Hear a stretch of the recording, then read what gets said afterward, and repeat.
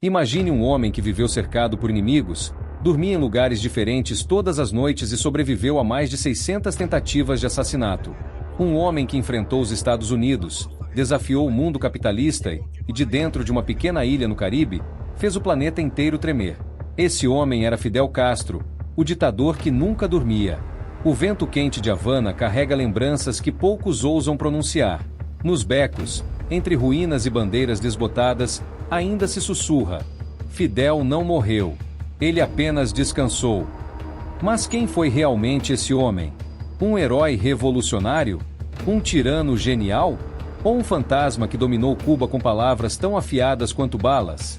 Nos últimos anos de seu reinado, o mito de Fidel já começava a rachar.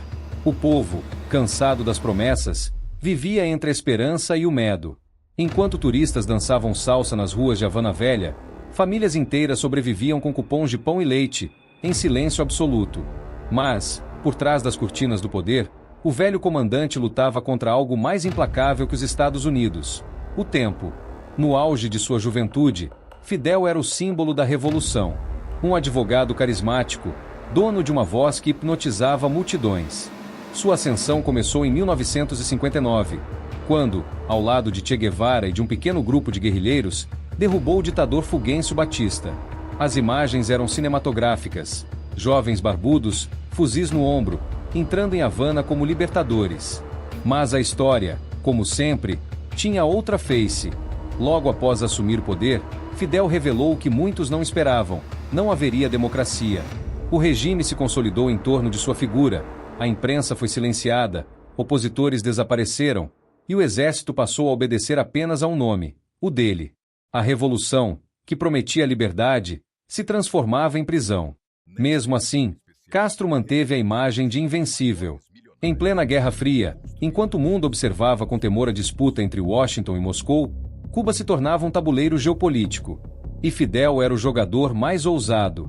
Em 1962, ele autorizou a instalação de mísseis nucleares soviéticos na ilha, a apenas 150 quilômetros da Flórida. Foi o ponto mais próximo que o planeta chegou da Terceira Guerra Mundial. Kennedy exigiu a retirada. Moscou cedeu. Mas Fidel jamais perdoou a humilhação. A partir daí, seu ódio pelos Estados Unidos tornou-se pessoal. E também sua paranoia. Dizem que após o episódio, o ditador começou a mudar de quarto todas as noites. Ninguém sabia onde ele dormia. Usava até 30 seguranças em turnos de 24 horas. Nunca repetia uma rota de carro. E nunca confiava totalmente em ninguém. A CIA, por sua vez, não desistia. Tentaram envenenar seu charuto, colocar toxinas em suas roupas, até planejaram fazer cair seus cabelos e barba para ridicularizá-lo em público. Nada funcionou. Fidel sobreviveu a tudo: atentados, traições, doenças.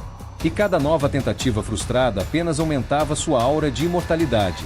Mas dentro dos muros do Palácio da Revolução, o velho comandante começava a definhar. Os discursos ainda eram longos, mas a voz falhava. O olhar, antes feroz, tremia diante das câmeras. Nos bastidores, Raul Castro, seu irmão, silencioso e disciplinado, começava a tomar as rédeas do governo. Era a transição que ninguém ousava mencionar. Os relatórios internos mostravam uma Cuba à beira do colapso.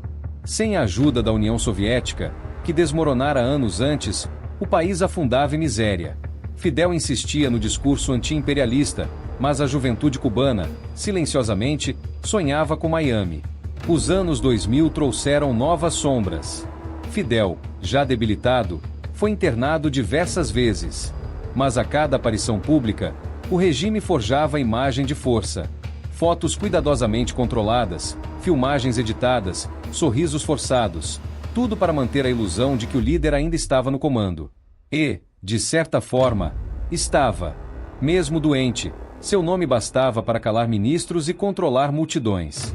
Enquanto isso, o mundo mudava. A internet, a globalização e as novas gerações já não temiam o comandante. Mas o velho ditador se recusava a aceitar o fim. Relatos de seguranças revelam que, nas madrugadas, Fidel escrevia sozinho, em seu gabinete, refletindo sobre a morte, sobre a história e sobre como seria lembrado. Ele sabia que sua imagem seria dividida. Para uns, o libertador de Cuba. Para outros, o homem que aprisionou uma nação. E foi nesse cenário de decadência e silêncio que a lenda começou a se transformar em fantasma.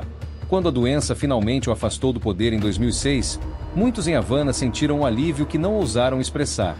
Pela primeira vez em quase meio século, o trono da revolução estava vazio. Mas o eco de sua voz ainda ressoava em cada esquina. Pátria ou muerte. Pátria ou morte. O povo, dividido entre amor e medo, esperava para ver o que aconteceria com o homem que nunca soubera parar de lutar, nem contra seus inimigos, nem contra si mesmo. E, enquanto a ilha se preparava para uma nova era, uma pergunta pairava no ar, sufocante como o calor de Havana. Fidel Castro estava realmente deixando o poder? Ou apenas trocando de máscara? Nos corredores abafados do poder em Havana, o ar cheirava fumo, metal e desconfiança. Por trás das bandeiras, das marchas e dos discursos inflamados, Fidel Castro vivia em um estado constante de alerta. Ele sabia que cada gole de café poderia ser o último, cada aplauso, uma armadilha. O ditador de Cuba não confiava em ninguém, e talvez, por isso, tenha sobrevivido tanto tempo. Ao longo das décadas, mais de 600 planos para matá-lo foram documentados. É um recorde histórico. Nenhum líder do século XX foi tão caçado quanto Fidel. Mas a maneira como ele driblava a morte beirava o sobrenatural. Em 1960, a CIA enviou 2 charutos envenenados com toxina botulínica. Bastava um sopro da fumaça para matar. Eles nunca chegaram às suas mãos. Outro plano envolvia uma roupa de mergulho contaminada com fungos mortais, supostamente enviada por um amigo. Fidel recusou o presente no último instante. Até um amante teria sido usado numa tentativa de envenenamento, mas o plano fracassou porque ela, tomada pela culpa, confessou antes de agir. E havia mais: explosivos em conchas de praia, canetas adulteradas, chocolates envenenados. Era uma guerra silenciosa e absurda entre o homem e o império que não aceitava sua existência. A cada nova conspiração, Fidel se tornava mais paranoico. Dormia pouco, mudava de casa quase todas as noites e mantinha 2 dúzias de imitadores, que apareciam em eventos e discursos para confundir possíveis assassinos. Mesmo seus médicos e cozinheiros eram vigiados por outros agentes. Cuba vivia sob uma teia de controle absoluto. Mas, dentro do Palácio da Revolução, os inimigos também vestiam farda. Oficiais ambiciosos, militares fiéis a Moscou, outros seduzidos pelo dinheiro do narcotráfico latino-americano, todos tramavam em silêncio. Fidel sabia. E, quando sabia, ninguém mais os via. Relatos de desertores afirmam que, nas décadas de 1970 e 1980, mais de 300 militares cubanos desapareceram sob acusações de traição. Alguns simplesmente sumiram no mar. Outros, presos em celas secretas, foram usados como exemplos silenciosos do que acontece quando alguém ousa duvidar do comandante. Fidel não era apenas um ditador político, era um estrategista psicológico. Ele entendia o poder do medo e o usava como poucos. Em seus discursos, misturava carisma e ameaça com perfeição. Falava ao povo como um pai benevolente, mas com o tom de quem podia destruir uma vida com uma única palavra. Ele acreditava, de fato, que a revolução precisava dele, e que, sem Fidel, Cuba voltaria a ser escrava dos americanos. Essa convicção o mantinha desperto, mesmo quando o corpo já implorava por descanso. Enquanto isso, as relações com os Estados Unidos continuavam frias e hostis. Mesmo depois do colapso da União Soviética, o embargo econômico permaneceu. Fidel chamava isso de guerra silenciosa, um cerco invisível que matava lentamente seu povo, mas reforçava sua narrativa de resistência. A fome, o racionamento e o isolamento internacional eram explicados como parte do preço da liberdade. E muitos acreditavam. Outros, não. Mas ninguém ousava dizer o contrário em voz alta. Nas sombras, o regime se sustentava com alianças improváveis. O narcotráfico colombiano, a Venezuela, o Irã, todos mantinham laços subterrâneos com Havana. Cuba exportava médicos, seguranças e inteligência militar. Em troca, recebia combustível, dinheiro e proteção. Um jogo sujo, sustentado por ideologia e necessidade. Mas enquanto o mundo acreditava que o velho ditador já estava vencido pela idade, Fidel continuava no comando real, mesmo após ceder o poder a Raul. O irmão era o rosto. Fidel, a mente. Suas mensagens ainda eram transmitidas nas reuniões do partido. E nada era decidido sem seu aval. Nos últimos anos, sua rotina se tornará quase ritualística. Levantava antes do amanhecer, lia relatórios e escrevia longos textos para o jornal Grama, onde filosofava sobre política, meio ambiente, religião e morte. Às vezes, falava como um homem sereno, outras, como um profeta em delírio. Mas, em todas as palavras, havia uma sombra, o medo de ser esquecido. Afinal, o que resta a um homem que dominou um país por quase meio século, quando o mundo começa a mudar sem ele? O colapso soviético havia sido um golpe profundo. De repente, o grande aliado desaparecera, e Cuba ficou sozinha, à deriva. Sem petróleo, sem comércio, sem esperança. Fidel chamou aquele período de período especial, um eufemismo poético para uma tragédia econômica. O povo passava fome, as bicicletas substituíam os carros, e até os animais do zoológico foram abatidos para alimentar famílias. Mas, incrivelmente, Castro sobreviveu novamente. A mesma obstinação que o mantivera vivo em meio a balas e venenos agora o mantinha de pé contra a ruína total. Ele sabia usar o desespero como combustível. E, enquanto o mundo zombava do velho comunista, ele voltava à cena com novas alianças, desta vez com Hugo Chávez e o petróleo venezuelano. Era a ressurreição política de um homem que se recusava a morrer, literal e simbolicamente. Nos bastidores, porém, os rumores cresciam. Doenças graves, cirurgias secretas, substituições misteriosas nas aparições públicas. Alguns acreditavam que Fidel já não era o mesmo homem nas filmagens dos últimos anos. Outros juravam que o ditador estava sendo mantido vivo por tecnologia médica avançada, custe o que custasse. A verdade, como sempre, estava trancada dentro das paredes do poder. E, enquanto a saúde de Fidel declinava lentamente, o regime começava a preparar o país para sua morte. Não por respeito, mas por medo do que poderia acontecer quando o mito finalmente se apagasse. Porque, se havia algo que o povo cubano temia mais do que viver sob Fidel Castro, era viver sem ele.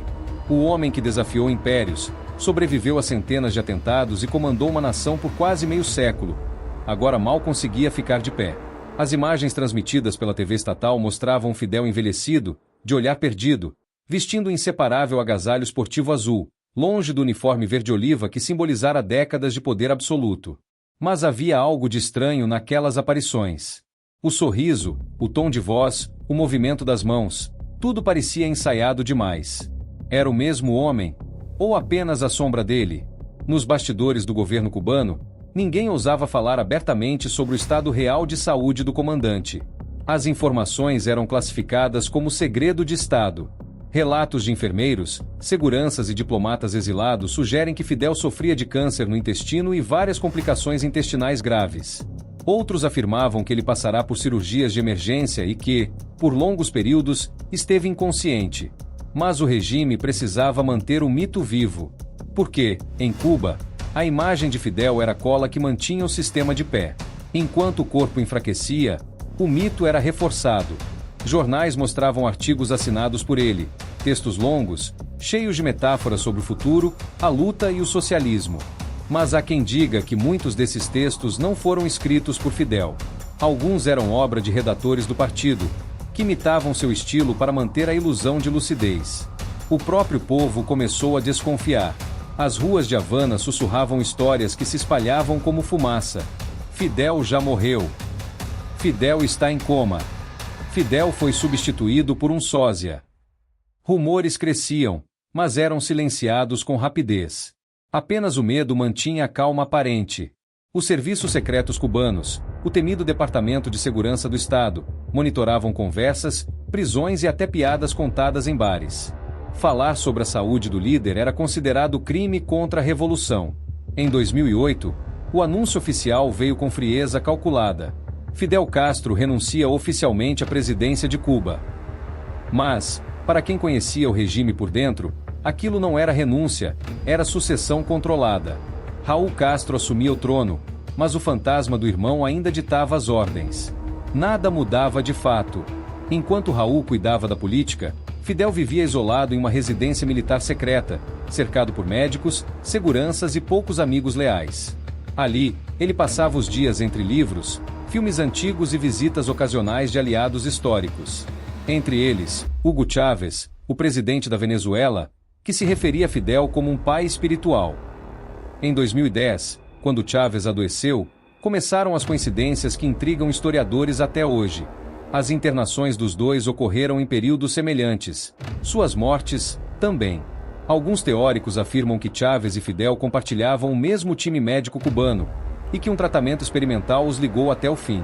Outros, mais ousados, dizem que a morte de Fidel ocorreu antes da de Chávez, e que o regime escondeu o fato por anos. Mas o ponto mais obscuro dessa história ainda estava por vir. Em 2016, Cuba acordou sob uma notícia seca, quase sussurrada pelos meios oficiais. Com profunda dor, informamos ao nosso povo que o comandante em chefe, Fidel Castro Ruz, faleceu às 22h29 da noite de 25 de novembro. Mas, será que foi mesmo naquela noite? As semanas que se seguiram foram um espetáculo de controle e teatralidade. O corpo nunca foi exibido. O caixão, lacrado. Nenhuma imagem oficial do corpo, nenhum registro médico, nenhuma autópsia divulgada. As cinzas foram levadas em um cortejo de 9 dias, percorrendo o mesmo caminho da Revolução de 1959, como se o regime quisesse fechar o ciclo do mito. Mas, entre a multidão que chorava, muitos sussurravam que jamais ousariam gritar. Fidel já estava morto há anos. Ex-agentes e fontes do exílio afirmam que a morte verdadeira teria ocorrido entre 2013 e 2014, após uma longa internação. Segundo eles, a demora no anúncio teria sido uma estratégia do governo cubano para assegurar a transição total do poder a Raul e consolidar um novo ciclo de estabilidade. O silêncio, mais uma vez, serviu como arma. E, no fundo, fazia sentido. Porque, para o regime, a morte oficial de Fidel precisava ser um ato político, não biológico. Ele não podia simplesmente morrer. Tinha de se transformar. De homem em lenda. De ditador em mito eterno. Na noite do anúncio, Havana mergulhou em um silêncio estranho. Não houve gritos de rebelião nem festas escondidas. Apenas um vazio profundo, como se o país inteiro tivesse parado para compreender o que acabará de acontecer. Um homem havia morrido, mas uma era inteira terminava com ele. Para o mundo, Fidel Castro foi o símbolo do anti-imperialismo, o homem que enfrentou os Estados Unidos e sobreviveu. Para seus seguidores, um herói. Para seus críticos, um tirano implacável. Mas, de qualquer forma, ninguém podia negar. Ele havia mudado o curso da história. E mesmo depois da morte, a pergunta permaneceu. Fidel Castro realmente morreu? Ou foi apenas mais uma de suas estratégias para se tornar imortal? A morte de Fidel Castro não encerrou uma história. Ela abriu uma ferida. Em Havana, nas primeiras horas após o anúncio oficial, o ar parecia mais pesado. Milhares de cubanos saíram às ruas, alguns chorando, outros apenas em silêncio. Era como se o país inteiro estivesse tentando entender quem, afinal, havia morrido. O homem real ou o símbolo que ele mesmo construiu? Nos jornais, as manchetes o chamavam de herói da revolução. Mas nas sombras, em vozes sussurradas, muitos murmuravam outra palavra: ditador. Fidel dividir o mundo em duas metades: amor e ódio, fé e medo, liberdade e controle. Nenhum outro líder latino-americano havia provocado tamanha polarização. Durante décadas, Fidel fora o rosto de uma promessa: a ideia de que uma pequena ilha podia desafiar o império mais poderoso do planeta. E, de fato, ele o fez. Mas a que custo? Cuba sobreviveu, sim, mas mutilada. A economia entrou em colapso, a juventude fugiu em barcos improvisados, e o povo aprendeu a viver entre filas, racionamentos e discursos intermináveis. Mesmo assim, nas escolas, nas praças, nas músicas, o nome Fidel ainda ecoava como uma reza. Porque em Cuba, questionar o comandante era quase como trair a pátria. Fidel sabia disso, e preparou o próprio legado com a mesma frieza com que conduziu suas batalhas. Ele escreveu suas memórias, gravou entrevistas, e escolheu cuidadosamente os momentos em que apareceria, sempre cercado de símbolos. O uniforme verde-oliva, a barba espessa, o charuto entre os dedos. Nada era por acaso. Cada detalhe servia para alimentar a imagem do homem invencível, eterno, imortal. Mas longe das câmeras, a história era bem mais humana e sombria. Nos últimos anos de vida, Fidel recebeu visitas de intelectuais, políticos e religiosos. Alguns afirmam que ele confessava arrependimentos, especialmente pelas execuções dos primeiros anos e pelas perseguições políticas. Outros, no entanto, dizem que ele jamais admitiu um erro sequer. Até o fim, Fidel acreditava que o sofrimento de seu povo era o preço necessário pela resistência. Preferimos morrer de fome a nos ajoelhar, dizia. Mesmo após sua morte, o regime manteve seu controle. O rosto de Fidel se espalhou por murais, bustos e bandeiras. Mas algo mudou. As novas gerações começaram a questionar. O mito ainda impunha respeito, mas já não causava medo.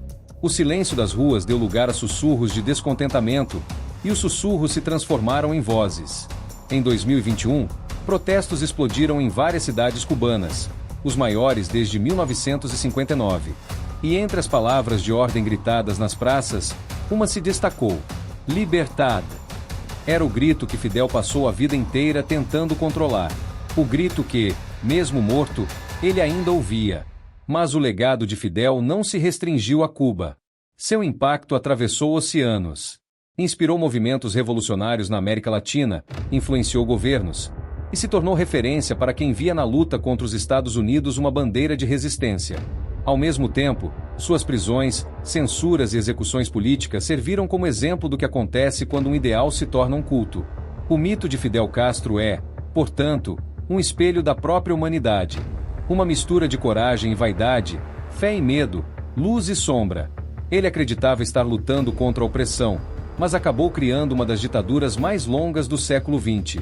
E, ainda assim, há quem o defenda com paixão quase religiosa. Para alguns, ele foi o último gigante político da era das ideologias. Para outros, o homem que impediu Cuba de ser livre. Mas há um fato que ninguém pode negar. Fidel Castro sobreviveu à morte. Não pela biologia, mas pela história. Cada vez que o nome dele é mencionado, o debate se reacende: revolução ou tirania? Herói ou monstro? E talvez seja isso que ele sempre quis.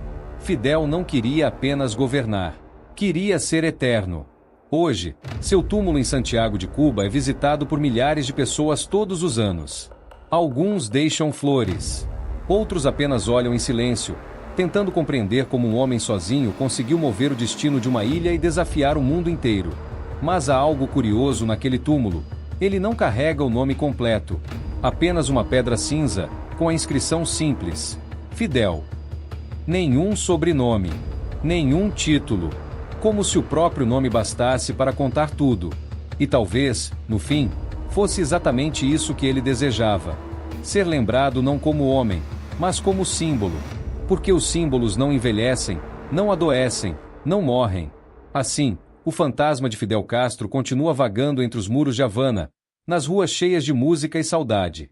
Entre o mito e a verdade, entre o herói e o tirano, entre o homem e a lenda. E, para sempre, o mundo repetirá a mesma pergunta: foi Fidel quem fez a revolução? Ou foi a revolução que criou Fidel?